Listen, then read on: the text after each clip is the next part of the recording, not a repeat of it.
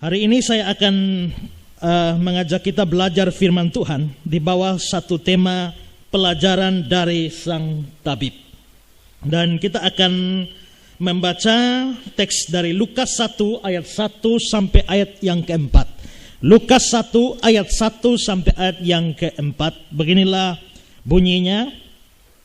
Theophilus yang mulia, banyak orang telah berusaha menyusun satu berita tentang peristiwa-peristiwa yang telah terjadi antara kita, seperti yang disampaikan kepada kita oleh mereka yang dari semula adalah saksi mata dan pelayan firman. Karena itu setelah aku menyelidiki segala peristiwa itu dengan saksama, dan dari asal mulanya aku mengambil keputusan untuk membukukannya dengan teratur bagimu, supaya engkau dapat mengetahui bahwa segala sesuatu yang diajarkan kepadamu sungguh benar.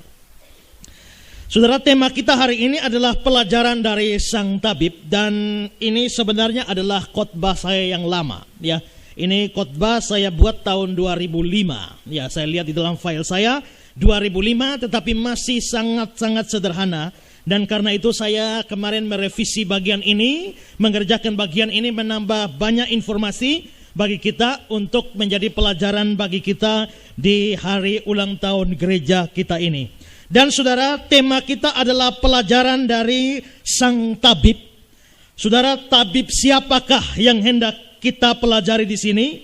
Dan hal apa sajakah yang perlu dipelajari dari Sang Tabib ini? Nanti akan saya jelaskan di dalam sepanjang khotbah ini.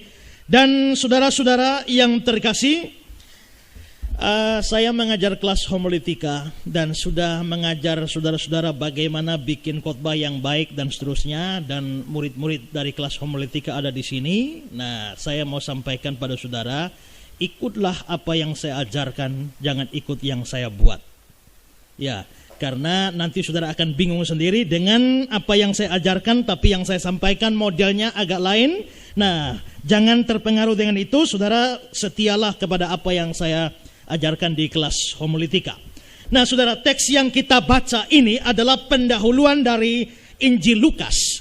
Dan menurut saya, saudara, teks ini atau pendahuluan ini memberikan banyak informasi kepada kita tentang Injil Lukas ini. Dan saudara-saudara, ada banyak hal di sini. Misalnya, saudara, kita bisa lihat tentang penerima Injil Lukas ini yang disebut sebagai Theophilus yang mulia. Siapa dia? Dari mana dia? Dan juga saudara, kita bisa belajar juga, kita menemukan alasan-alasan kenapa penulis Injil Lukas ini mau menuliskan Injil ini dan ditujukan kepada orang ini. Kita juga bisa lihat bagaimana atau mempelajari bagaimana penulis Injil ini menyusun Injilnya sedemikian rupa sampai menjadi Injil Lukas yang kita terima sekarang ini. Tapi saudara, kalau kita atau saya jelaskan ini ayat 1 sampai ayat 4, saya kira-kira membutuhkan waktu 4 jam untuk menjelaskan ayat 1 sampai ayat 4 ini. Dan karena itu maka saya terpaksa tidak menjelaskan semua hal terkait dengan pendahuluan Injil Lukas ini. Dan saya hanya akan mengajak kita untuk belajar beberapa hal penting saja terkait dengan Injil Lukas ini, terutama bagian pendahuluan ini. Nah, saudara-saudara, hal pertama yang akan saya bahas pada pagi hari ini adalah penulis Injil Lukas. Saudara, kita belajar tentang penulis Injil Lukas, atau dengan kata lain kita mau cari tahu siapa sebenarnya yang tulis Injil Lukas ini. Saudara, mungkin bagi saudara, itu saja kok dibahas. Saudara, tidak semudah yang saudara kira. Mengapa saudara? Karena mungkin saudara pikir, ini kan sudah jelas-jelas Injil Lukas, berarti Lukas yang tulis.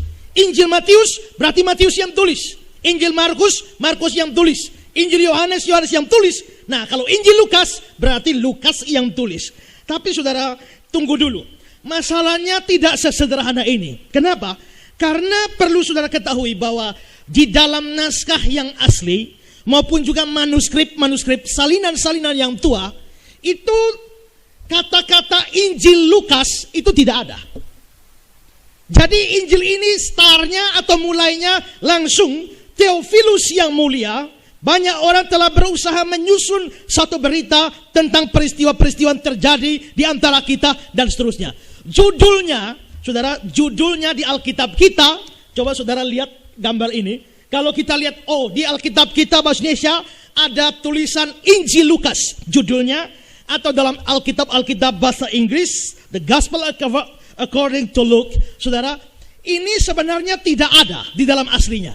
Tidak ada dalam aslinya, tidak ada dalam manuskrip atau salinan-salinan yang awal. Jadi saudara, Injil ini hanya mulainya star dengan star, langsung Theophilus yang mulia. Nah, ini jadi masalah saudara. Kalau memang ini langsung mulai, ini jelas berbeda dengan surat-surat Paulus. Kalau surat Paulus, dari Paulus, Rasul Yesus Kristus, atau dari Paulus, hamba Yesus Kristus, kalau ada tulis di situ jelas siapa penulisnya. Tapi saudara, ini seperti surat Ibrani. Surat Ibrani mulai tidak ada pendahuluan, tidak ada menjelaskan pengirim, langsung pada zaman dahulu Allah berulang kali berbicara dan seterusnya. Demikian juga Injil ini saudara, langsung to the point, tanpa ada keterangan apa-apa tentang siapa penulisnya. Jadi saudara, karena tidak ada keterangan ini, maka mungkin kita pikir, pasti Lukas yang tulis. Tapi sesungguhnya ini menjadi sesuatu materi yang diperdebatkan secara luar biasa di kalangan para teolog biblika. Pada umumnya saudara, para sarjana-sarjana liberal, mereka tidak setuju Lukas yang menulis Injil ini. Tapi sarjana-sarjana Injili pada umumnya menerima Lukas yang menulis Injil ini. Nah saudara-saudara, jadi memang ada pro kontra. Kalau kita mau survei, mau pelajari argumentasinya panjang lebar, orang-orang atau ahli-ahli yang berpandangan ini bukan Lukas, bukan Lukas yang tulis, mereka kasih sederet bukti untuk menunjukkan bukan Lukas, mustahil Lukas yang tulis Injil ini. Tapi saudara, sarjana-sarjana Injili pun mempunyai sekian banyak argumentasi untuk mendukung Lukas yang menulis Injil ini. Nah saudara-saudara, lalu kenapa sampai bisa masuk tulisan Injil Lukas? Atau kenapa disebut Injil Lukas yang kita kenal sekarang? Saudara-saudara, ini terus terang tidak ada bukti hitam atas putih yang mengatakan Injil ini ditulis oleh Lukas. Tidak. Tetapi kepercayaan bahwa Injil ini ditulis oleh Lukas itu hanya dari tradisi. Tradisi di sini itu bukan dongeng, bukan yang disebut tradisi itu bukan pasti dongeng, tidak. Tapi maksudnya cerita turun-temurun, pandangan turun-temurun yang dipegang. Dan saudara-saudara, anggapan atau pandangan bahwa Injil ini ditulis oleh Lukas itu ditelusuri pada zaman yang lebih awal. Itu ada seorang bapak gereja namanya Irenaeus. Dan Irenaeus ini pernah mengucapkan satu kalimat di dalam salah satu tulisannya. Irenaeus memberikan keterangan demikian. Lukas, teman seperjalanan Paulus, telah mencatat Injil yang diberitakan Paulus dalam suatu kitab. Ini bapak gereja yang kira-kira tahun 200. Tahun 200 Masehi. Kita sekarang tahun 2012, 1800 tahun yang lalu, Irenaeus mengatakan Lukas teman seperjalanan Paulus telah mencatat Injil yang diberitakan Paulus dalam satu kitab. Ini keterangannya. Lalu saudara, pada tahun 1740 ada satu orang dari Italia, namanya adalah L.A. Muratori. L.A. Muratori ini entah bagaimana dia menemukan satu naskah kuno. Dan naskah kuno itu berisi daftar dari buku-buku yang ada dalam Perjanjian Baru tapi diringkas. Ini naskah kuno yang ditemukan oleh L.A. Muratori ini. Dan karena ini ditemukan, biasanya kan nama satu barang yang ditemukan itu biasa dikasih nama sesuai penemunya. Maka misalnya Kepler itu nama orang ya. Lalu siapa? Nah ini karena yang menemukannya Muratori, maka ini naskah ini berisi daftar-daftar buku-buku dalam Perjanjian Baru. Dan karena itu ini semacam kanon atau daftar buku. Dan karena itu maka naskah tua ini dikenal sebagai kanon Muratori atau yang disebut sebagai the Muratorian Canon. Dan saudara, di sini di dalam kanon ini atau naskah tua ini ditemukannya 1740. Tapi kalau diteliti, diduga naskah ini berasal sekitar tahun 200, sama dengan Irenaeus. Maka di dalam naskah ini ada kalimat atau penjelasan demikian. Di dalam Muratorian Canon ini dikatakan di sana begini. Kitab Injil ketiga adalah karangan Lukas. Lukas ini seorang dokter, mengarangnya sesudah Kristus naik ke sorga. Ketika Paulus membawa dia serta sebagai teman seperjalanannya atas tanggung jawabnya sendiri. Tapi sesuai dengan pandangan Paulus, dia sendiri tidak pernah melihat Yesus secara badani. Tapi dalam penyelidikannya, telah sejauh mungkin dia mengusut ke belakang dan mulai menceritakan lahirnya Yohanes Pembaptis. Nah, dari kanon Muratori ini dibilang Injil ketiga ditulis oleh Lukas. Jadi minimal dari sisi sejarah kita menemukan ada keterangan dari Irenaeus dan juga keterangan dari kanon Muratori ini. Dari tradisi ini lalu mulai muncul banyak pandangan bahwa Lukaslah yang menulis Injil ini, terus berkembang. Lalu mulai muncul di dalam sejumlah Alkitab yang boleh dianggap sebagai Alkitab tua. Dan salah satu Alkitab tua yaitu Alkitab Vulgata dalam bahasa Latin yang ditulis dalam bentuk velum. Velum itu semacam alat tulis kuno yang mungkin dari kulit binatang lalu pakai tinta warna ungu dan sebagainya. Dan di dalam salah satu naskah Vulgata dalam bentuk velum ini, jelas-jelas di sana dinyatakan ini Injil yang tulis adalah Lukas. Saudara lihat ini velumnya, velum Vulgata. Siapa bisa baca judulnya? Tapi saudara lihat kata paling bawah ada Luka. Ya, memang mirip-mirip karena ini bahasa Latin. Ya. Nah, jadi akhirnya dari situ lalu seperti diterima umum bahwa Injil ini memang ditulis oleh Lukas. Sampai akhirnya Alkitab bahasa Indonesia mencantumkan Injil Lukas, Alkitab bahasa Inggris The Gospel According to Luke, Injil menurut Lukas. Nah, saudara-saudara, tetapi itu bukan satu-satunya dasar. Itu boleh dianggap sebagai bukti eksternal.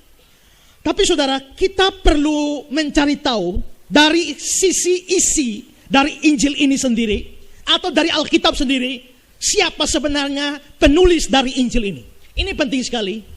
Kenapa saya buat acara tanya jawab, ku tahu yang ku percaya. Kita sudah percaya, seringkali tidak tahu apa yang kita percaya. Kita mungkin percaya yang tulis Injil Lukas, tapi kenapa Injil Lukas adalah Lukas, tapi kenapa dan bagaimana bisa Lukas tulis itu? Seringkali orang tidak tahu. Kita percaya Tritunggal, tapi kenapa kita percaya? Apa dasarnya? Kita juga tidak tahu. Kita percaya Yesus Allah. Tanya di orang di Kolbano sana, apakah Yesus Allah? Iya. Dasarnya apa? Tidak tahu. Makanya dibutuhkan ku tahu yang ku percaya. Nah, sekarang hampir semua orang sekarang ini terima Lukas yang menulis Injil ini, tapi tahu dari mana? Saudara-saudara, perhatikan ini, saya akan jelaskan baik-baik. Jangan sampai saudara blank. Ya, saudara lepas satu informasi, hilang semua. Ya.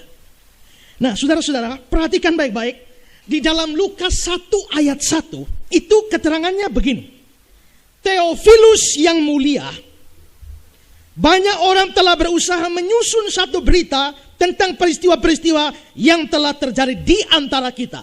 Tidak dikasih tahu siapa yang tulis, tapi siapa yang terima ini jelas, yaitu Theophilus.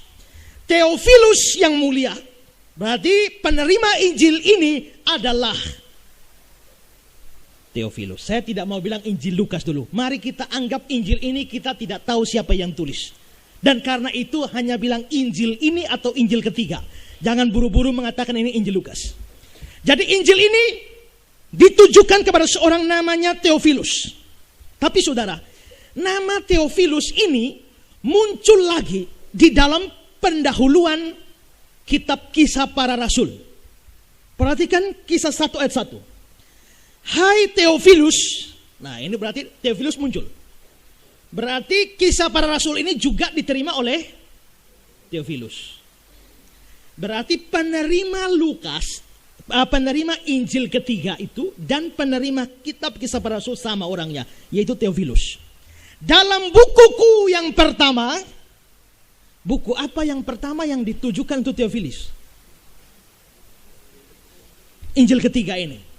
Berarti kita harus simpulkan bahwa penulis kitab Kisah Para Rasul dan penulis Lukas, penulis Injil ketiga itu sama. Ya. Penerimanya juga sama, yaitu Theophilus. Penulisnya pasti sama, karena ditujukan untuk orang yang sama dan ada keterangan dalam bukuku yang pertama. Sampai di sini paham? Kalau paham baru kita maju. Ya, paham ya? Oke.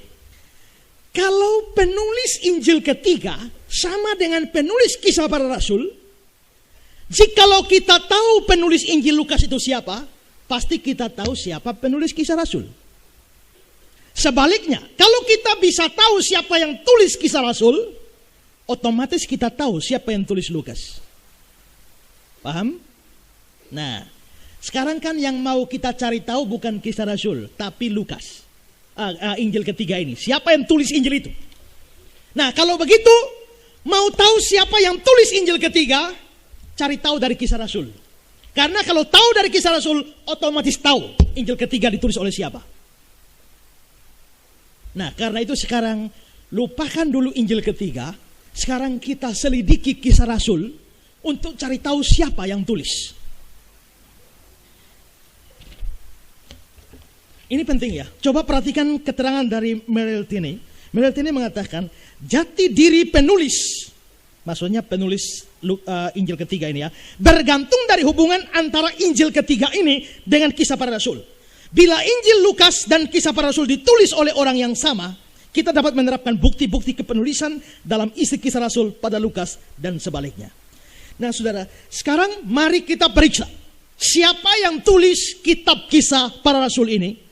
Nah, kalau kita melihat dari isi kitab Kisah Para Rasul, nampak saudara bahwa orang yang tulis Kisah Para Rasul ini itu adalah orang yang juga terlibat bersama-sama dengan Paulus. Kenapa? Karena dalam sejumlah cerita Kisah Para Rasul, kata ganti yang dipakai itu adalah kata kami. Dan kalau kata kami itu berarti penulis terlibat di dalamnya. Sekarang lihat Kisah 16 ayat 10. Setelah Paulus melihat penglihatan itu, segeralah kami. Kalau penulisnya tidak terlibat, dia pasti bilang, setelah Paulus melihat penglihatan itu, segeralah mereka mencari kesempatan. Mestinya begitu ya. Jadi dia di luar.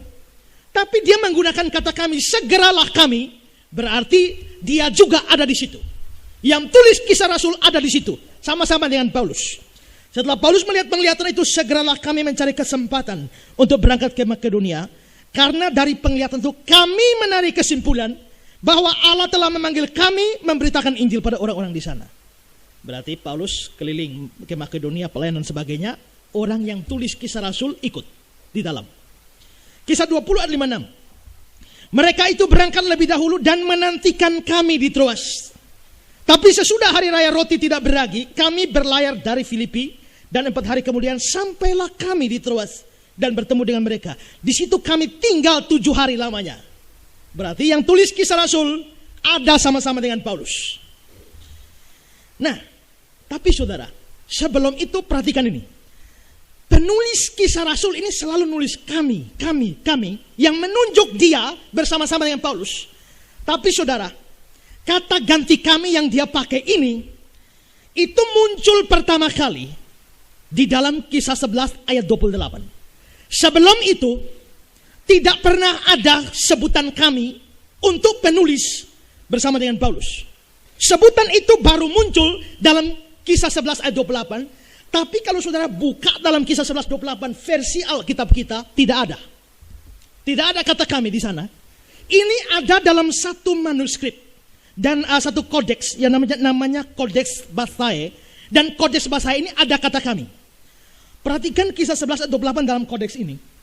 Dikatakan demikian, dan terjadilah kesukacitaan yang besar, dan ketika kami berkumpul bersama, salah seorang dari antara mereka yang bernama Agabus dan seterusnya. Jadi kata kami baru muncul Kisah 11 ayat 28. Sebelumnya itu penulis selalu bicara di luar. Kalau dia cerita tentang Paulus, dia selalu bilang mereka, tapi tidak bilang kami. Sekarang coba lihat Kisah 11, ini kan tadi ayat 28. Perhatikan ayat 25 dan 26. Dibilang begini, lalu pergilah Barnabas ke Tarsus untuk mencari Saulus, dan setelah bertemu dengan dia membawanya ke Antiokhia. Mereka, berarti belum kami ya. Berarti penulis ini belum terlibat. Di dalam Kisah 11, 25-26, dia belum terlibat. Dia baru terlibat di ayat 28. Mereka tinggal bersama-sama dengan jemaat itu 1 tahun lamanya, sambil mengajar banyak orang. Di Antiokhia lah murid-murid untuk pertama kalinya disebut Kristen. Jadi waktu Paulus muncul di Antiokhia dengan Barnabas, penulis ini mengatakan mereka. Lalu ayat 28, dia sudah tidak bilang mereka, kami. Dari sini saudara, para pakar menduga bahwa penulis kitab Kisah Para Rasul ini orang asli Antiokhia.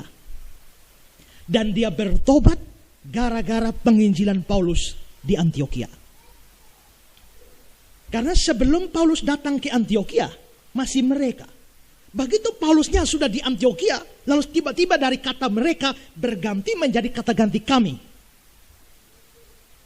Berarti kelihatannya dia baru bertobat karena pelayanan Paulus di Antiokhia. Kemungkinan besar dia orang asli Antiokhia. Dan kalau dia asli Antiokhia, berarti dia bukan orang Yahudi.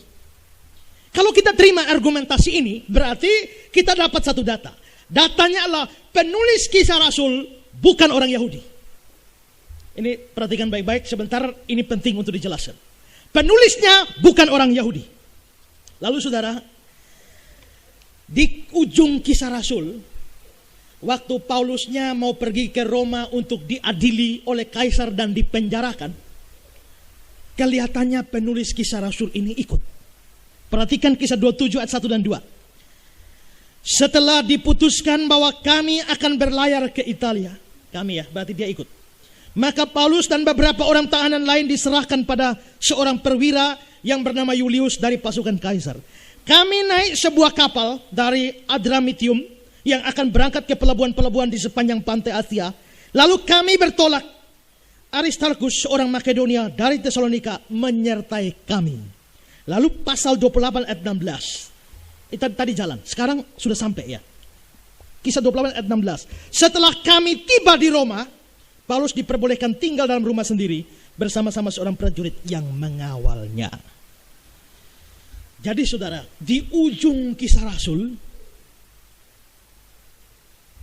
saat Paulus mau dipenjara di Roma, penulis Kisah Rasul ada di sana. Dia menyertai sampai di penjara Roma. Ini penulisnya. Jadi kelihatannya mulai ke Kisah 9, Kisah 11, mulai dari Antiokhia, dia ikut Paulus terus sampai Kisah 28. Terakhir Paulus masuk penjara rumah di Roma. Jadi penjara rumah artinya Paulus boleh sewa rumah sendiri, dijaga tapi tidak boleh keluar-keluar. Karena itu maka orang-orang lain, saudara-saudaranya, teman-teman Paulus boleh tinggal bersama Paulus. Tapi dalam penjara, kompleks penjara. Nah, saudara, berarti sekarang ada 2 data sudah kita dapat. Pertama, dia orang bukan Yahudi. Kedua, dia menyertai Paulus sampai di penjara Roma. Siapa orang ini? Saudara, sekarang kita perlu cari tahu, memangnya yang tinggal dengan Paulus di penjara Roma itu siapa-siapa? Sekarang saudara lihat Filemon 23-24. Surat Filemon ditulis Paulus dari penjara. Nah, waktu dia tulis surat untuk Filemon, Paulus dari penjara titip salam untuk Filemon. Salam kepadamu dari Epafras, temanku sepenjara karena Kristus Yesus. Dan dari Markus, Aristarkus, Demas, dan Lukas, teman-teman sekerjaku. Salam kepadamu. Kenapa? Kelihatannya ini orang-orang ini ada dengan Paulus di situ, di penjara itu. Siapa-siapa? Epafras, Markus, Aristarkus, Demas, Lukas. Berapa orang? 5 ya. Hafal ya. 1, Epafras, Markus, Aristarkus, Demas, Lukas. Waktu Paulus tulis surat Kolose, juga dari penjara, waktu dia titip salam, dia kasih nama lagi. Kolose 4 ayat 10, 11 dan 14. Salam kepada kamu dari Aristarkus, sudah muncul tadi ya. Teman sepenjara, dan dari Markus, sudah muncul juga. Ayat 11. Dan dari Yesus yang dinamai Justus. Nah, ini orang baru. Ayat 12. Salam dari Epafras. Epafras sudah muncul. Ayat 14. Salam kepadamu dari tabib Lukas yang kekasih dan dari Demas. Berarti orangnya berapa? 6. 5 yang pertama plus 1 tambahan, yaitu Yesus yang dinamai Justus. Berarti saudara, 6 orang ini adalah calon penulis kitab Kisah Rasul. Kenapa Dedek? Beratkah? Tidak apa-apa. Memang ini gereja belajar. Ya. Jadi berarti ada kemungkinan Epafras yang tulis, Markus, Aristarkus, Yesus, Justus itu, lalu Demas, lalu Lukas. Ini ada 6 calon. Mari kita uji satu-satu siapa yang tereliminasi. Kita mulai dari orang pertama, Epafras. Apakah Epafras cukup mempunyai dukungan sebagai penulis kisah para rasul? Kelihatannya tidak, saudara. Kenapa? Karena dia ini bukan orang yang menyertai Paulus dalam perjalanan. Dia ini majelis dari Filipi. Dari jemaat Filipi yang ketika tahu Paulus di penjara, lalu dia diutus bawa bantuan untuk Paulus. Ini nama pendeknya Epafras, nama panjangnya Epafroditus. Ya, itu seperti namanya Grace, panggil G. Itu dipendekkan begitu ya. Nah, Epafroditus, Epafras. Perhatikan Filipi 4 ayat 18. Kini aku telah menerima semua yang perlu daripadamu, malahan lebih daripada itu. Aku berkelimpahan karena aku telah menerima kirimanmu dari Epafroditus. Berarti dia ini jemaat Filipi, majelis Filipi yang datang bantu Paulus. Berarti dia tidak menyertai Paulus dalam perjalanan misi sebelumnya. Maka Epafras gugur. Orang kedua adalah Markus. Apakah Markus ini bisa dianggap sebagai penulis kisah Rasul? Saudara, dia tidak bisa juga. Kenapa? Karena dia ini pernah sama-sama Paulus, lalu hilang, muncul belakangan. Jadi kelihatannya dalam perjalanan Paulus itu dia tidak ikut. Kenapa dia bisa awalnya ikut dengan Paulus, tahu-tahu hilang? Kasusnya entah kenapa, sementara pelayanan mungkin dia ingat mama kah, ya, ingat bapak kah, dia lari pulang. Karena dia lari pulang, lalu belakangan Barnabas mau ajak dia lagi, Paulus tidak mau. Maka Paulus bertengkar dengan Barnabas. Akhirnya diputuskan pisah. Barnabas bawa Markus, Paulus bawa Silas. Itu di dalam Kisah 15 ayat 37-40. Barnabas ingin membawa juga Yohanes yang disebut Markus. Tapi Paulus dengan tegas berkata bahwa tidak baik membawa serta orang yang telah meninggalkan mereka di Pamfilia dan tidak mau turut bekerja bersama-sama mereka. Karena dia pernah lari pulang. Hal itu menimbulkan perselisihan yang tajam sehingga mereka berpisah. Barnabas membawa Markus, juga sertanya berlayar ke Siprus, tapi Paulus memilih Silas. Pisah. Berarti Markus ini sudah pisah dengan Paulus. Maka rasanya tidak bisa dia menyertai Paulus. Karena yang tulis kisah Rasul ini ikut Paulus terus. Markus ini pernah hilang. Entah bagaimana ceritanya, nanti dia tiba-tiba muncul waktu Paulus di dalam penjara. Makanya di dalam Kolose 4 ayat 10. Salam kepada kamu dari Markus kemenakan Barnabas. Nah, jadi dia muncul lagi. Berarti dia muncul di awal, hilang di tengah, muncul di ujung. Berarti dia tidak memenuhi syarat. Karena penulis Kisah Rasul harus menyertai Paulus. Jadi Markus tereliminasi. Yang ketiga, calon ketiga siapa? Aristarkus. Aristarkus ini saudara, dia memang menyertai pelayanan Paulus. Tapi dia tidak memenuhi syarat. Kenapa? Dia ikut Paulus di tengah jalan. Dan waktu dia ikut, penulis Kisah Rasul itu sudah ada. Dan penulis Kisah Rasul yang menceritakan Aristarkus ini ikut. Coba lihat Kisah 27 ayat 2. Kami, berarti Paulus dengan penulis. Kami naik sebuah kapal dari Adramitium yang akan berangkat ke pelabuhan-pelabuhan di sepanjang pantai Asia. Lalu kami bertolak. Aristarkus, seorang Makedonia dari Tesalonika, menyertai kami. Kami di situ, Paulus dan penulis ini. Aristarkus ikut di tengah jalan. Berarti tidak mungkin Aristarkus adalah penulisnya. Maka Aristarkus gugur. Calon keempat, Yesus Justus. Mungkin saja Yesus Justus ini adalah penulisnya. Hanya keterangannya tidak ada. Tapi ada satu keterangan yang menunjukkan mustahil dia penulisnya. Kenapa? Sekarang perhatikan Kolose 4, 10-11. Salam kepadamu dari Aristarkus, temanku sepenjara. Dan dari Markus, kemenakan Barnabas. Dan dari Yesus yang dinamai Justus. Hanya ketiga orang ini dari antara mereka yang bersunat. Berarti teman-teman Paulus ini hanya 3 yang bersunat. Bersunat itu artinya orang Yahudi. Berarti hanya 3 orang Yahudi. Aristarkus, Markus, dan Yesus dinamai Justus ini. Berarti Yesus Justus ini orang Yahudi. Sedangkan tadi kita lihat penulis ini bukan orang Yahudi, dia orang Antioquia. Maka Yesus Justus tidak memenuhi syarat. Dia gugur. Calon kelima, Demas. Demas ini juga tidak memenuhi syarat. Kenapa? Karena kelihatannya saudara ya, penulis ini menyertai Paulus sampai ujung. Lalu setelah itu dia nulis Injil Lukas. Habis Injil Lukas dia menulis Kisah Rasul.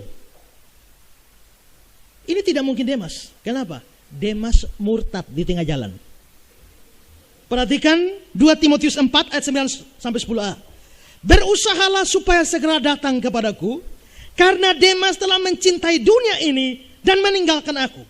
Dia telah berangkat ke Tesalonika. Nah ini murtad. Tidak mungkin dia pergi nulis Injil ketiga dan kitab Kisah Para Rasul. Kalau dia murtad, seandainya dia yang ikut dan catat, mungkin waktu dia murtad dia buang semua catatannya. Tapi kelihatannya penulis Injil, penulis Kisah Rasul ini ada punya buku harian. Dia lewat mana, hari keberapa dia tulis, besok baru susun. Kalau Demas, pasti dia sudah buang waktu dia murtad. Berarti Demas tereliminasi. Calon terakhir, Lukas. Dan saudara, Lukas ini saya tidak punya keberatan. Jadi kelihatannya dia memang calon yang kuat. Yang sisa tertinggal dari 6 calon ini, cuma dia yang terakhir. Dan saudara, kelihatannya banyak yang menyertai Paulus, tapi banyak yang pergi. Karena banyak yang pergi, maka tinggal 2 orang, yaitu Paulus dan Demas. Lukas dan Demas. Kolose 4 ayat 14. Salam kepadamu dari tabib Lukas yang kekasih dan dari Demas. 2 orang ini. Tapi karena Demas sudah murtad, tinggal 1 orang. Nah sekarang Paulus hampir mati. Mungkin dia sudah bayangkan lagi sedikit dihukum mati. Maka dia tulis surat kepada Timotius. Waktu dia tulis surat pada Timotius, dia gambarkan sikonnya sudah berbahaya, sedikit lagi mati. Perhatikan 2 Timotius 4 ayat 6-11. Mengenai diriku, darahku sudah mulai dicurahkan sebagai persembahan dan saat kematianku sudah dekat. Aku telah mengakhiri pertandingan yang baik. Aku telah mencapai garis akhir dan aku memelihara iman. Sekarang telah tersedia bagiku mahkota kebenaran yang dikaruniakan kepadaku oleh Tuhan, hakim yang adil pada harinya.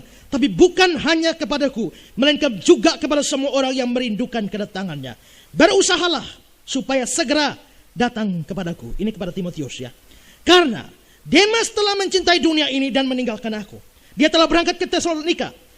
Kreskes telah pergi ke Galatia. Titus ke Dalmatia. Hanya Lukas yang tinggal dengan aku. Dari sini saudara, kelihatannya sangat mendukung bahwa memang Lukaslah penulis kisah para rasul ini. Tapi ingat syaratnya, dia bukan orang Yahudi. Apakah cocok dengan Lukas? Sekarang lihat kembali, Kolose 4 ayat 10, 11, dan 14.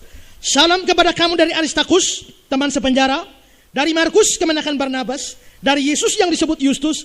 Hanya ketiga orang ini dari antara mereka yang bersunat, yang menjadi teman sekerjaku untuk kerajaan Allah.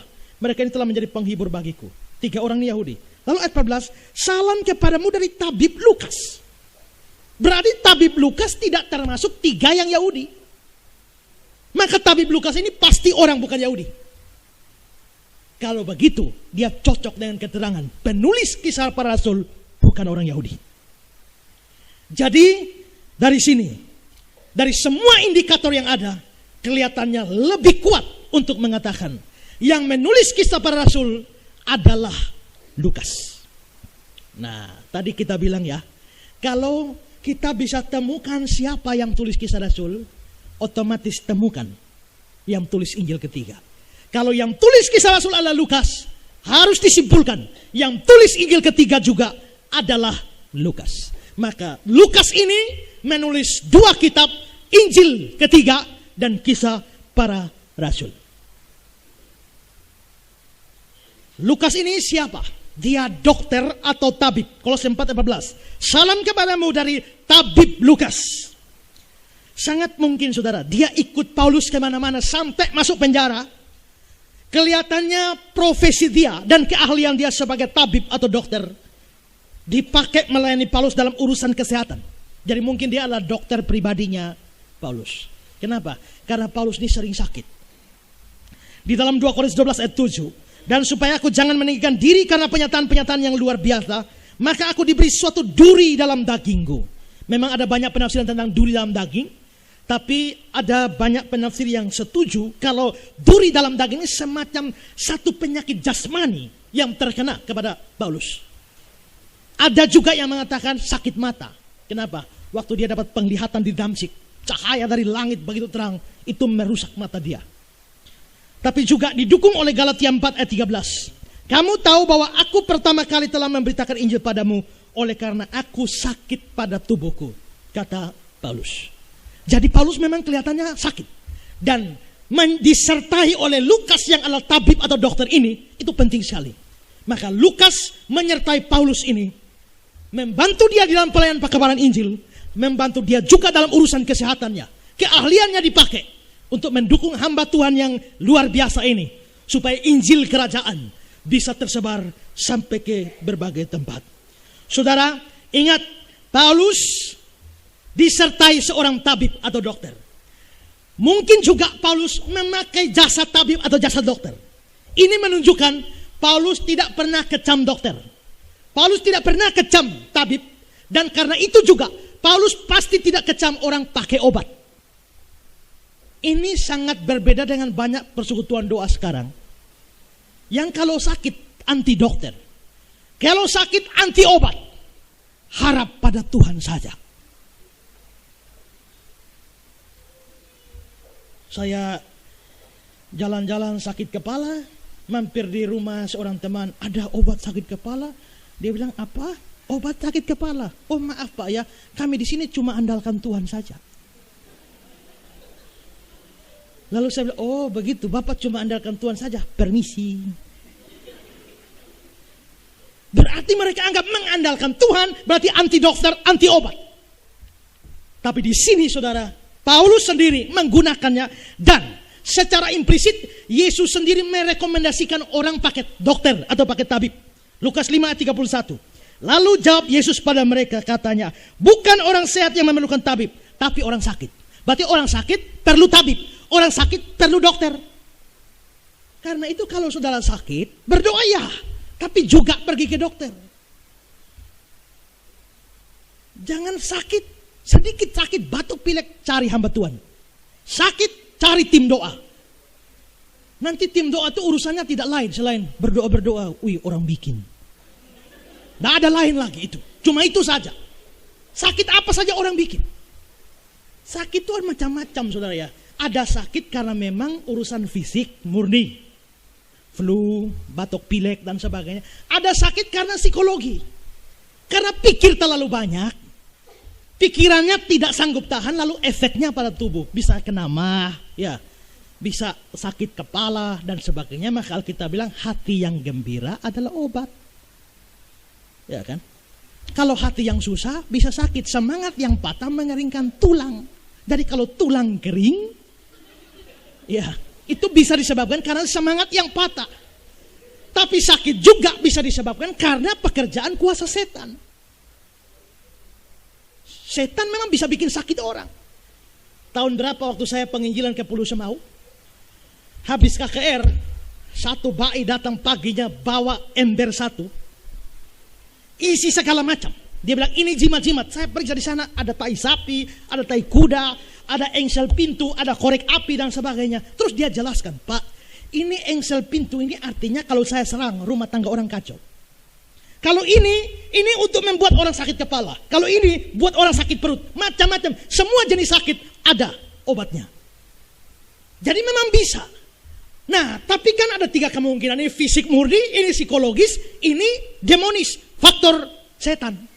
Kalau menangani sakit ini, yang mesti dilihat penyebabnya apa. Kalau ini pekerjaan setan, pakai obat tidak akan tembus. Kalau dia ini psikologi, hibur dia, nyanyi-nyanyi, Nina Bobo. Nanti sembuh juga. Kalau sakitnya fisik, minum obat.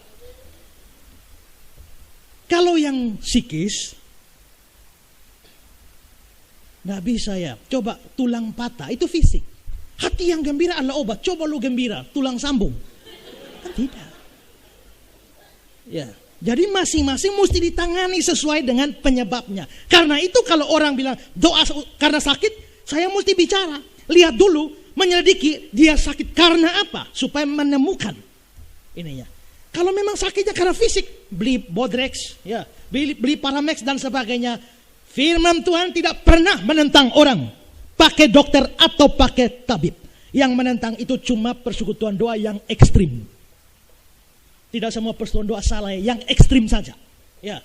Nah karena itu, maka kita harus menyimpulkan bahwa ini, penulis ini, Kisah Para Rasul, dan juga Injil ketiga adalah Lukas. Saudara, karena itu pelajaran kita, pelajaran dari sang tabib yang dimaksudkan pasti adalah Lukas. Tradisi mengatakan Lukas ini juga bukan hanya dokter, tapi dia pelukis yang sangat-sangat mahir. Dan ada satu lukisan Bunda Maria yang ada di satu katedral di Spanyol. Sekarang itu dipercaya sebagai hasil karya dari Lukas. Ini gambarnya itu dianggap sebagai karya dari Lukas. Tapi ini cuma tradisi. Benar atau tidak, sukar dibuktikan. Ya. Dalam Wycliffe Bible Commentary dikatakan demikian. Tradisi telah menyimpan beberapa legenda menarik tentang diri Lukas. Walaupun mungkin tidak otentik. Menurut kisah-kisah ini, Lukas adalah seorang seniman yang telah melukis perawan Maria. Dia tidak pernah menikah dan usia tuanya dilewatkan di Bitinia, tempat dia meninggal. Legenda lain menyebutkan bahwa dia mati sebagai martir di Yunani. Matthew Henry, Jerome mengatakan bahwa Lukas meninggal dunia pada usia 84 tahun dan tidak pernah menikah. Beberapa orang menulis bahwa dia mati sebagai martir. Namun tidak ada kejelasan di mana dan bila mana hal itu terjadi. Nah, ini sekilas tentang Lukas. Nah, berarti Lukas adalah penulis Injil Lukas. Atau Injil ketiga ini. Nah, saudara, karena Lukas yang menulis Injil ketiga ini, sekarang saya ingin mengajak kita membahas hal yang kedua. Keistimewaan Injil Lukas ini. Pelajaran dari sang tabib. Pelajarannya mana? Nanti, belakangan. Tapi sekarang kita lihat dulu hasil karya dari Lukas ini. Waktu dia menulis Injil Lukas ini, waktu dia tulis Injil ini ditulis dengan sangat luar biasa. Dan boleh dikatakan bahwa Injil ini adalah Injil yang istimewa. Saudara, istimewa dalam hal apa saja ketika Lukas tulis Injil ini? Saya catat beberapa. Yang pertama saudara, gaya tulisnya itu populer. Pada zaman itu ada satu gaya tulis yang populer di kalangan para sarjana, di kalangan para sejarawan, di kalangan para cendekiawan. Itu ada satu gaya tulis yang populer. Gaya tulis itu biasanya menyebutkan semacam sebuah deklarasi bahwa dia mau tulis. Biasanya yang lebih lengkap disertai dengan sedikit penjelasan tentang apa yang dia mau buat atau proses sampai terciptanya tulisan itu. Itu gaya tulis populer. Seorang filsuf Yunani namanya Herodotus, waktu dia menulis sesuatu, di pendahuluan tulisannya dia mengatakan demikian. Inilah hasil penyelidikan Herodotus dari Halikarnassus. Pada zaman Alexander Agung, ada seorang sejarawan Yunani, berkebangsaan Yunani, dan dia pergi ke Roma belajar 22 tahun. Belajar di Roma 22 tahun. Namanya Dionysius. Dia belajar 22 tahun. Lalu setelah 22 tahun belajar di Roma, baru dia mulai buat sejarah Roma. Buku sejarah Roma. Dan waktu dia sudah teliti 22 tahun, belajar 22 tahun, sekarang mau bikin buku sejarah Roma. Dalam pendahuluan bukunya, Dionysius tulis begini. Sebelum saya menulis, saya mengumpulkan keterangan-keterangan, baik secara lisan dari pihak orang-orang yang sangat terpelajar dengan siapa saya bergaul, maupun dengan perenteraan riwayat-riwayat yang ditulis oleh orang-orang Roma tentang tokoh-tokoh yang dibicarakan. Penulis-penulis itu dengan penuh pujian. Sekarang, ini gaya tulis populer. Sekarang bandingkan dengan gayanya Lukas. Theophilus yang mulia, banyak orang telah berusaha menyusun suatu berita tentang peristiwa-peristiwa yang terjadi di antara kita. Seperti yang disampaikan pada kita oleh mereka yang dari semula saksi mata dan pelayan firman. Karena itu, setelah aku menyelidiki segala peristiwa itu dengan seksama dari asal mulanya, aku mengambil keputusan membukukannya dengan teratur bagimu, supaya engkau dapat mengetahui bahwa segala sesuatu yang diajarkan padamu sungguh benar. Ada kemiripan dengan punyanya Dionysius, sejarawan terkenal pada masa itu. Tapi saya lihat sendiri, kelihatannya Lukas memberikan informasi yang jauh lebih akurat daripada Dionysius. Dengan gaya tulis seperti ini, saudara, kelihatannya Lukas mau mengatakan bahwa dia tidak kalah dari sejarawan-sejarawan pada masa itu. Tulisannya tidak kalah bobot dari tulisan cendekiawan-cendekiawan pada waktu itu. Saya kutip kata-kata Bolen. Bolen mengatakan, demikian juga Lukas tampil di muka dengan pendahuluan ini, seolah-olah dia seorang ahli sejarah. Dari berbagai pihak, dia mengumpulkan bahan-bahan. Dia memeriksa bahan-bahan itu dengan teliti dan kritis. Dan berdasarkan segala persiapan itu, dia menulis sebuah buku tentang kejadian yang paling penting dalam sejarah dunia, yakni kedatangan Yesus Kristus, kematiannya dan kebangkitannya, dan pekerjaan Roh Kudus. Jadi gaya tulis Injil Lukas menggunakan gaya yang populer pada masa itu. Ini keutamaan Injil Lukas pertama. Kedua, saudara, bahasa Yunani yang digunakan dalam Injil Lukas ini, bahasa Yunani yang terbaik. Saudara, ini menarik. Bahasa Yunani pada masa itu juga ada tingkatan-tingkatan. Dan saudara, Lukas menggunakan bahasa Yunani yang terbaik pada masa itu. Saya kasih komentar dari Barclay. Barclay mengatakan 4 ayat pertama merupakan bahasa Yunani yang hampir-hampir tanpa cacat dalam Perjanjian Baru. Dari Alkitab Hidup Berkelimpahan. Kitab ini mempunyai kesusastraan terbaik dari semua Injil. Menunjukkan gaya penulisan dan isi yang luar biasa, kosakata kaya, dan penguasaan bahasa Yunani yang baik sekali. Lalu bolan lagi. Bahasa dan gaya tulisannya membuktikan bahwa pengarang adalah tergolong orang-orang cendekiawan pada zaman dahulu. Ditinjau dari sudut bahasa, Injil karangan Lukas melebihi segala kitab dan surat lain dalam Perjanjian Baru. Sekalipun Lukas menggunakan bahasa koine, semacam Yunani sehari-hari, tapi tiap kali ternyata dia juga mengenal bahasa Yunani tinggi dengan baik. Jadi dibandingkan mulai dari Matius sampai Wahyu, semua tulis dalam bahasa Yunani. Ada kata-kata Aram memang, tapi umumnya Yunani. Dari semua itu, Yunani terbaik itu dari Lukas. Ketiga, keutamaan ketiga dari Injil Lukas ini adalah kisahnya terlengkap. Dia menulis Injilnya dengan memberikan kisah yang lebih lengkap, terutama ketika bicara tentang Yesus Kristus. Saudara, kalau saudara baca Injil Markus dan Injil Yohanes, tidak catat sama sekali tentang peristiwa kelahiran Yesus. Hanya Matius yang catat, tapi Matiusnya catat juga hanya ringkas. Sangat ringkas berkaitan dengan pemberitahuan pada Yusuf, lalu orang Majus. Tapi Lukas itu memberikan catatan yang lebih lengkap tentang kelahiran Yesus. Dia mulai dengan apa? Mulai catat pemberitahuan tentang kelahiran Yesus, dicatat. Lalu nyanyian pujian Maria. Lalu cerita tentang kelahiran Yesus, cerita tentang para gembala. Dan bahkan ketika Yesus disunat umur 8 hari, bagaimana reaksi Hana dan Simeon terhadap dia, itu dicatat. Tidak ada dalam Injil lain. Juga saudara, pada waktu itu juga dia tidak ada Injil lain yang menceritakan tentang masa remaja Yesus. Matius tahu-tahu setelah cerita orang Majus, penyingkiran ke Mesir, tahu-tahu Yesus muncul dalam pelayanan. Yohanes juga, Yesus sudah mulai pelayanan. Markus juga. Yesus masa remaja buat apa dan di mana? Hanya Lukas yang tulis. Waktu Yesus umur 12 tahun pergi belajar di Bait Allah. Tidak ada di Injil lain, cuma Injil Lukas. Lalu saudara, yang lain, kitab yang lain, Injil yang lain cerita tentang Yohanes Pembaptis, pelayanannya. Tapi tidak ada yang cerita tentang peristiwa kelahiran Yohanes Pembaptis.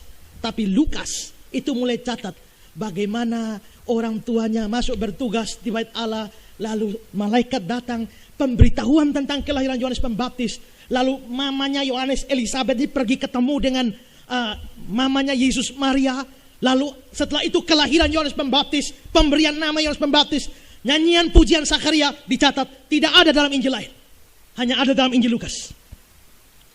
Dan juga saudara, Lukas lalu membagi pelayanan Yesus menjadi 3 bagian. Di Galilea, lalu pelayanan pada perjalanan akhir di Yerusalem, lalu pada minggu terakhir di Yerusalem. Jadi memang tepat dikatakan dia adalah Injil terlengkap. Ini keutamaan ketiga. Keutamaan keempat adalah catatan medisnya teliti dan akurat. Kenapa? Ini dokter yang tulis. Ini tabib yang tulis. Kalau orang awam lihat sakit, ya mungkin sakit begitu. Tapi berbeda dengan kacamata seorang dokter. Kalau dia lihat, analisanya jalan, dia lihat jauh lebih teliti dari orang awam lihat. Saya kasih beberapa contoh saudara ya. Waktu mertua Petrus sakit, Matius tulis. Matius bilang apa? Setibanya di rumah Petrus, Yesus pun melihat ibu mertua Petrus terbaring karena sakit demam. Matius bilang sakit demam. Markus bilang apa? Markus 1 ayat 30. Sakit demam. Jadi Matius dan Markus sakit demam ya. Lukas, adapun ibu mertua Simon demam keras. Nah, kalau Matius, Markus ini orang awam urusan kedokteran, maka mereka lihat sakit demam. Tapi Lukas ini ahli, maka begitu dia lihat ini bukan sakit demam, demam keras. Demam keras itu pada masa itu ada satu demam yang lebih hebat dari demam yang lain. Ini demam Pumbai, namanya demam Malta. Nah, ini demam keras, ini demam Malta. Dan Lukas melihat itu dari kacamata seorang tabib, dia kasih tahu ini demam keras, demam Malta. Berarti dia memberikan catatan medis yang lebih baik dari Matius dan Markus. Dalam kasus orang kusta, perhatikan keterangan Matius. Maka datanglah seorang yang sakit kusta. Cuma sakit kusta. Markus bagaimana? Seorang yang sakit kusta datang pada Yesus. Matius dan Markus sama, sakit kusta. Bagaimana Lukas? Di situ ada seorang yang penuh kusta. Beda ya? Kenapa? Ini dokter. Bukan cuma demam, demam keras. Sekarang bukan cuma kusta, penuh kusta. Dalam kasus orang yang mati sebelah tangan, perhatikan catatan Matius. Di situ ada seorang yang mati sebelah tangannya. Cuma mati sebelah tangan. Tangan mana? Tidak tahu. Pokoknya sebelah. Markus. Kemudian Yesus masuk lagi ke rumah ibadah. Di situ ada seorang yang mati sebelah tangannya. Lagi-lagi sama dengan Matius. Mati sebelah tangan. Tangan yang mana? Tidak tahu. Tapi Lukas mencatat, Yesus masuk ke rumah ibadah lalu mengajar. Di situ ada seorang yang mati, tangan kanannya. Berarti Lukas lebih akurat. Kan sebelah tangan ini, tangan yang mana tidak tahu. Tapi Lukas kasih keterangan, yang mati itu tangan kanan, bukan kiri. Waktu Petrus potong telinga hamba imam besar di Getsemani, lihat keterangan Matius. Tapi seorang dari mereka menyertai Yesus, mengulurkan tangannya, menghunus pedangnya, meletakkannya kepada hamba imam besar sehingga putus telinganya. Pokoknya telinganya putus. Itu Matius. Markus, lalu meletakkannya kepada hamba imam besar sehingga putus telinganya. Sama dengan Matius. Lukas, dan seorang dari mereka menyerang hamba imam besar sehingga putus telinga kanannya. Jadi yang putus itu bukan kiri tapi kanan. Dari sini saudara, kita bisa lihat bahwa Lukas ini dari kacamata seorang dokter, dia meneliti sampai teliti. Dia membuat catatan yang sangat-sangat akurat. Ini sesuai dengan omongan dia dalam ayat 3 dalam Lukas pasal 1. Aku menyelidiki segala peristiwa dengan seksama. Dari mulanya mengambil keputusan, membukukannya dengan teratur bagimu. Ini yang dilakukan oleh Lukas. Keunggulan Injil Lukas yang kelima adalah catatan sejarah sekuler yang akurat. Dia memberikan catatan tentang sejarah sekuler terkait dengan tokoh-tokoh negarawan pada masa itu, tokoh-tokoh politik pada masa itu, dan juga tokoh-tokoh agama pada masa itu yang tidak ada di dalam Injil yang lain. Perhatikan Lukas 3 ayat 1-2. Dalam tahun ke-15 dari pemerintahan Kaisar Tiberius, ketika Pontius Pilatus menjadi wali negeri Yudea, dan Herodes raja wilayah Galilea, Filipus saudaranya raja wilayah Iturea dan Trakhonitis, dan Lisianis raja wilayah Abilene. Pada waktu itu Hanas dan Kayafas menjadi imam besar. Datanglah firman Allah kepada Yohanes anak Sakaria di padang gurun. Berapa banyak nama politikus Romawi dia sebut. Orang agama, Hanas, Kayafas disebut. Maksudnya apa? Untuk apa omong ini? Dia mau katakan bahwa peristiwa yang dia catat betul-betul di dalam sejarah. Itu sama dengan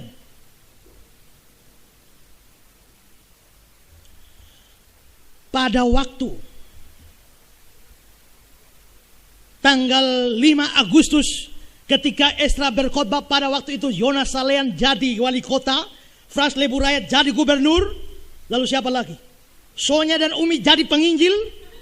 Ya, semua maksudnya apa? Ini bisa dilacak. Ini bukan cuma omong kosong.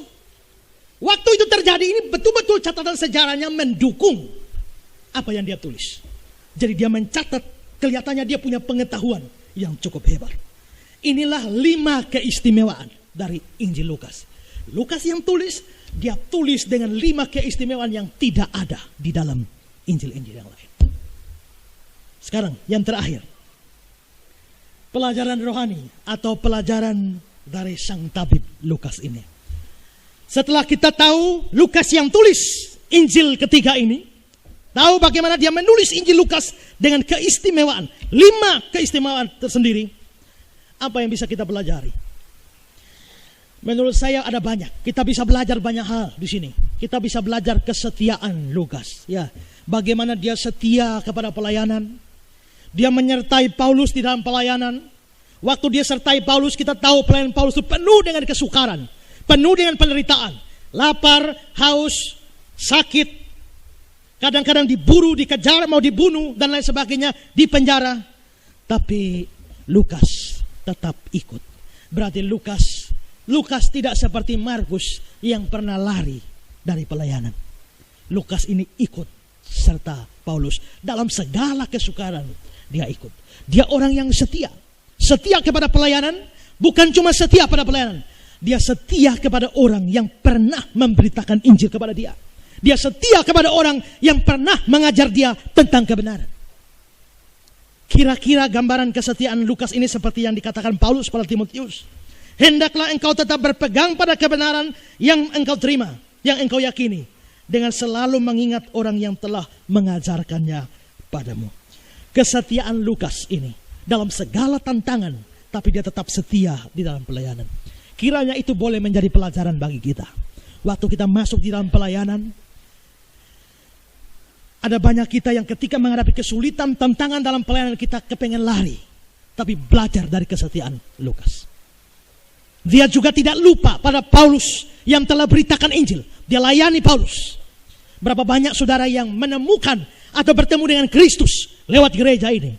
Berapa banyak saudara yang bertumbuh imannya, pengertiannya, pemahaman kitab sucinya lewat gereja ini. Belajarlah setia juga kepada gereja ini. Sepanjang gereja ini setia kepada Tuhan. Kalau gereja ini tidak setia pada Tuhan, tidak setia firman Tuhan, tinggalkan gereja ini. Jangan pernah dukung apapun pada gereja ini kalau gereja ini tidak setia. Tapi kalau saudara dapati gereja ini setia mengajarkan firman Tuhan, setia melakukan misi pekerjaan Tuhan, dukunglah seperti Lukas pernah dukung Paulus. Kita belajar dari kesetiaan Lukas bisa. Juga kita bukan hanya belajar kesetiaan, kita bisa belajar juga dari kerinduan Lukas untuk membuat orang lain bertumbuh dalam iman. Di mana dia tulis Injil ini luar biasa. Tujukannya untuk satu orang yang nama Theophilus. Dan tujuan dia adalah seperti kata-kata dia dalam ayat yang keempat. Dia ayat 3, setelah aku menyelidiki segala peristiwa dengan seksama dari asal mulanya, aku mengambil keputusan membukukan dengan teratur bagimu supaya, ini tujuannya, engkau dapat mengetahui bahwa segala sesuatu yang diajarkan padamu sungguh benar. Saya tanya, dari kata-kata ini, Theophilusnya sebelum Injil Lukas diterima sudah percaya atau belum? Sudah percaya atau belum?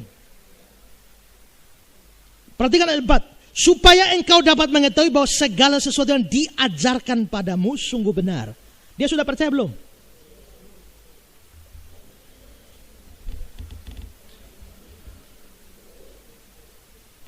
Kalau belum percaya, bagaimana dia sudah mendapat ajaran sebelumnya?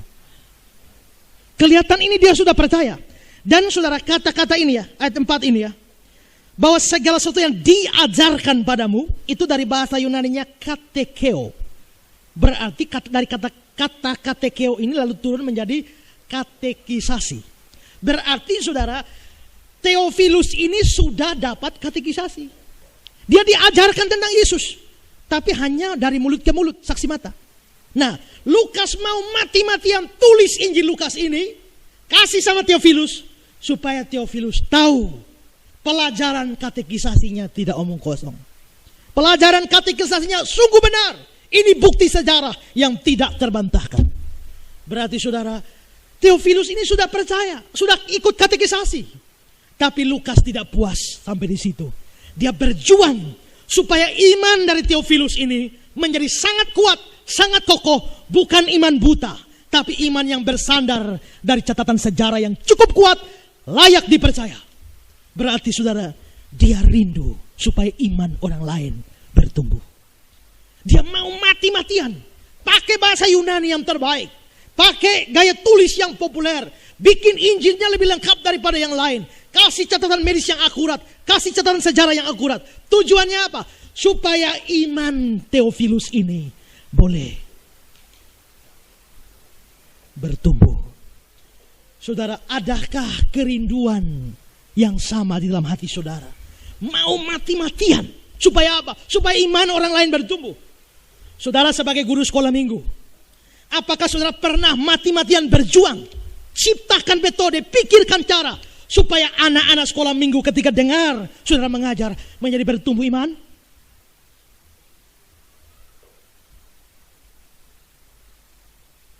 Atau hanya asal-asalan saja? Tidak persiapan di dalam mengajar dan sebagainya. Saudara mesti belajar dari Lukas.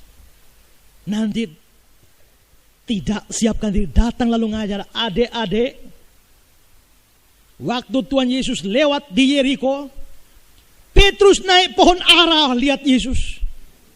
Anak sekolah minggu protes, Pak, bukan Petrus itu Zakheus. Tunggu dulu Pak, Mas cerita. Petrus naik pohon ara. Begitu Tuhan Yesus lihat ke atas, Tuhan Yesus bilang, hei Petrus, turunlah. Itu bukan lu pun tempat, Zakheus pun tempat. Berapa banyak kita juga pelayanan pemuda. Kalau saudara melayani di pemuda, apakah saudara melayani tradisi acu tak acu? Pernahkah saudara berpikir saya mesti berjuang mati-matian kerja sungguh-sungguh supaya iman dari orang yang dilayani itu boleh maju. Bagaimana dengan kaum wanita? Apakah sudah sungguh-sungguh persiapkan maksimal? Lakukan pelayanan ini, dipersiapkan dengan mau rela capek, mau rela berjuang. Bahkan demi, seperti Lukas, demi satu orang imannya bertumbuh. Dia rela melakukan pekerjaan yang begitu jelimet dan begitu hebat. Saudara, saya bilang khotbah saya direvisi bukan? Aslinya khotbah saya ini sangat pendek dan tidak ada pembuktian yang panjang lebar.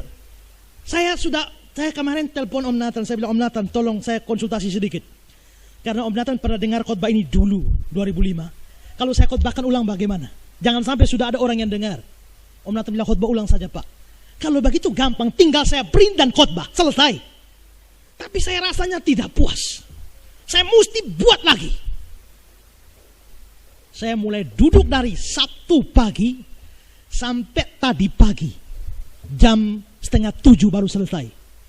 Untuk memikirkan bagaimana cari tahu ini Lukas ini lewat sini, Epafras ada di sini, Aristarkus ada di sini, Demas di sini. Cari segala macam. Terjemahkan dari bahasa Inggris butuh waktu yang panjang. Kalau saya mau enak, mau gampang print dan khotbah, menurut saya tetap bagus. Tapi saya tahu saya tidak maksimal. Kenapa saya perlu mengadakan penelitian sedemikian rupa? Tujuannya supaya iman saudara bertumbuh. Seperti yang dilakukan oleh Lukas. Mari kita belajar dalam pelayanan kita. Gereja kita sudah 4 tahun ini. Seperti kata-kata dalam Wahyu pasal 3, pasal 2 ayat 19. Tuhan puji jemaat Tiatira.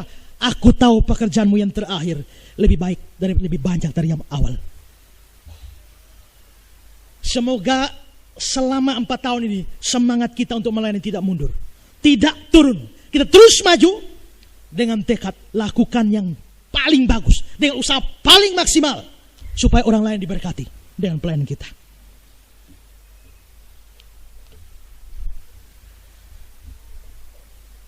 Saya buat khotbah banyak. Saya taruh di internet.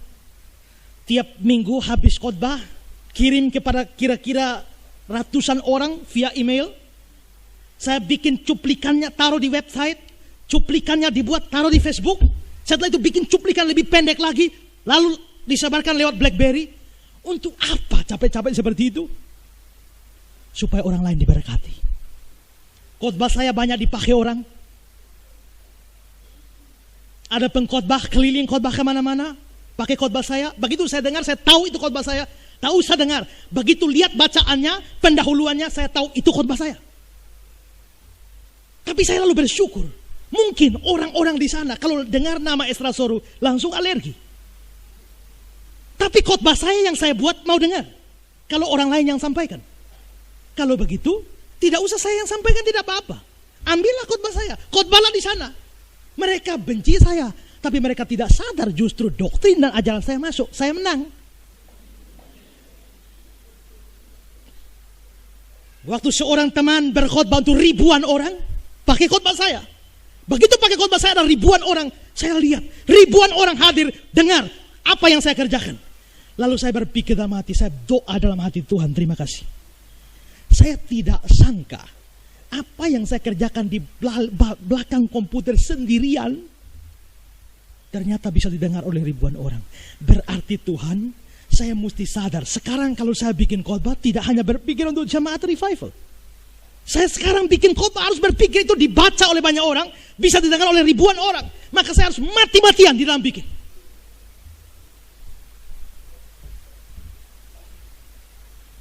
Karena itu sebenarnya saya agak malas dan agak jengkel kalau hari Sabtu saudara ganggu saya dengan segala macam tetek bengek. Kalau ada urusan hari Sabtu, ada hamba Tuhan yang lain, hubungi sana. Kalau kucing sakit panggil saya, anjing flu panggil saya, itu repot. Mari masing-masing kita berjuang secara maksimal. Semua komisi berjuang maksimal untuk memberkati orang lain. Kita bisa belajar banyak hal, tapi hal terakhir yang menurut saya perlu disoroti khusus adalah bahwa Lukas melakukan itu Semua yang terbaik dari dia, kemampuannya, keahlian dia, karunia dia pakai dengan maksimal untuk memuliakan Tuhan Yesus. Entah berapa banyak orang sudah bertemu dengan Yesus gara-gara Injil Lukas. Berapa banyak orang diberkati gara-gara tulisan Lukas ini. Lukas telah belajar memberikan semua potensi diri yang terbaik untuk memuliakan Tuhan Yesus. Ini seharusnya menjadi pelajaran bagi kita dalam hidup kekristenan kita. Seharusnya kita memberikan segala yang terbaik dari kita untuk melayani Tuhan. Sayangnya ada banyak orang Kristen tidak sadari hal itu. Mereka tidak belajar beri yang terbaik untuk juru selamatnya. Satu hari saudara, seorang misionaris di Afrika, ketika dalam satu perjalanan ketemu dengan seorang perempuan Afrika, penyembah berhala orang kafir, dan orang-orang itu mereka biasanya memberikan korban, membuang anak mereka di dalam sungai sebagai korban bagi dewa. Maka misionaris ini satu hari bertemu dengan orang kafir ini, gendong dua anaknya, bawa ke sungai. Satu anaknya ini cacat, yang satunya badan bagus. Ketika misionaris tanya ini, mau kemana? Dia bilang, saya mau kasih anak saya satu untuk dewa di sungai. Lalu dia bilang, yang mana yang mau kamu kasih? Tentu yang cacat itu.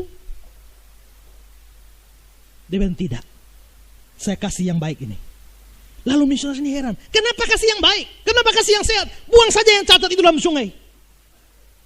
Wanita kafir ini lihat baik-baik misionaris ini dan dia berkata, Tuhan, aku tidak tahu apa agama Tuhan, tapi dalam agamaku sendiri kami diajarkan dilarang memberikan yang jelek untuk dewa, yang baik untuk dewa, yang jelek untuk kami. Dan ibu itu pergi. Misionaris ini duduk dan merenungkan itu. Orang kafir saja sadar untuk dewa sesama mereka mesti beri yang terbaik. Kenapa orang Kristen justru mau beri yang buruk, yang jelek untuk Tuhannya? Maria rela memberikan dan menuangkan minyak narwastu murni untuk Yesus. Janda miskin memberikan seluruh uangnya, 2 peser itu, kepada Allah. Rasul Paulus memberikan seluruh hidupnya untuk melayani Kristus, bahkan mati dia anggap sebagai keuntungan. Para Majus memberikan hasil terbaik dari negeri mereka, Mazmur dan kemenyan untuk Yesus. Belajar dari sang tabib ini harus membuat kita tahu, kita sadar untuk mempersembahkan yang terbaik bagi Yesus. Kalau bisa nyanyi, nyanyilah yang terbaik. Bernyanyi terbaik untuk Yesus. Kalau bisa main musik yang terbaik untuk melayani. Kalau mau memberikan persembahan atau kolekte, berilah yang terbaik. Jangan sibuk cari doi kici untuk Tuhan. Berilah yang terbaik. Kalau bisa berkhotbahlah yang terbaik untuk Yesus. Kalau bisa ajar sekolah minggu, ajarlah yang terbaik. Kalau mau serahkan anak untuk hamba Tuhan, kasih yang terbaik. Jangan anak pertama bisa jadi polisi, anak kedua jadi dokter, yang ketiganya agak idiot, lu jadi pendeta saja. Yang otak bagus kasih jadi insinyur, otak bagus lagi kasih jadi dosen, otak bagus yang lain kasih jadi politikus. Yang pas-pasan lu jadi pendeta. Mungkin karena itukah banyak pendeta yang cuma pas-pasan? Beri yang terbaik untuk Tuhan.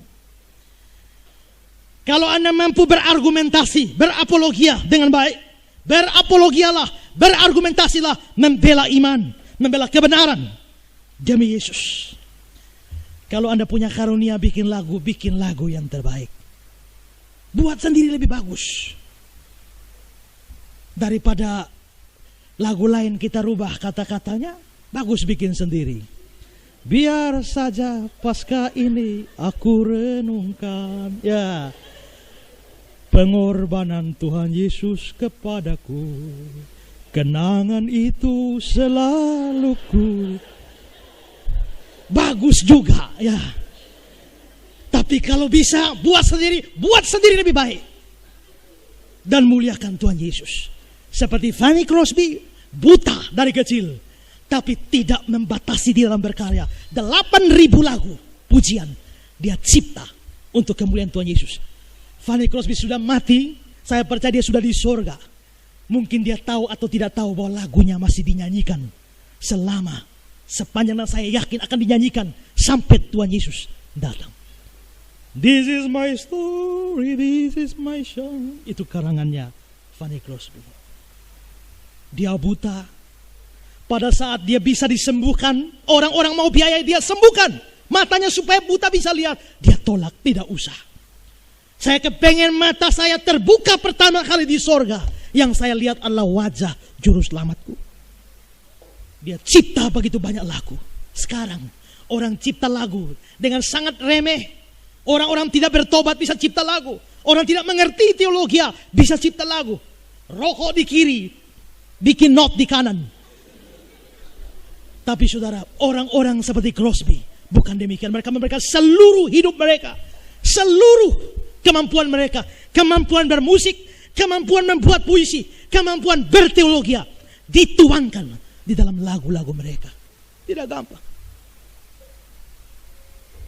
Dunia gemar dan soraklah, la la la la la. Saudara kira jangan itu lagu biasa, tidak. Ini lagu Natal. Lagu Natal itu Natal bicara Allah turun jadi manusia. Kalau Allah turun dari manusia, berarti Allah dari tempat tinggi turun ke rendah. Kalau dari tinggi turun ke rendah, nadanya mesti tinggi turun ke rendah. La la la la la la la la. Tinggi ke rendah bukan? Tapi setelah dia turun, manusia menyambut anugerah itu, mesti kembalikan kemuliaan itu bagi Tuhan. Maka dari tempat yang rendah, mesti kembalikan kemuliaan pada tempat tinggi. La la la la la la. Kalau manusia kembalikan itu, Tuhan kembali memberkati. Maka dari atas turun ke bawah, dari tinggi turun ke rendah. La la la la la la la la la la la la la la. Lalu setelah itu kembali manusia bersyukur. La la la la la la la. La la la la la la la la la la la la la la la. Bagus bukan? Ini lagu yang luar biasa yang diciptakan dengan teologi yang dalam dipadukan dengan musik. Bagus sekali. Daripada angkat dua tangan ke atas, goyang pinggul, lai lai lai lai lai lai lai lai lai lai. Buatlah yang terbaik untuk Tuhan Yesus. Mau foto? Ayo foto. Begitu saya lay-lay, dia keluarkan kamera. Saudara, mari. Saya yakin apa yang dibuat Lukas membuat Tuhan Yesus puas. Di hari ulang tahun gereja kita yang keempat ini, mari semua komponen kita, hamba Tuhan, evangelis, majelis, semua pengurus komisi dan sebagainya, satukan hati dan berjuang untuk pekerjaan Tuhan. Kerjakan demikian sungguh-sungguh sampai Tuhan puas lihat pelayan saudara, sebagaimana dia puas melihat pelayan Lukas. Selamat ulang tahun, selamat berjuang bagi Tuhan, selamat berkarya bagi Tuhan. Tuhan Yesus memberkati.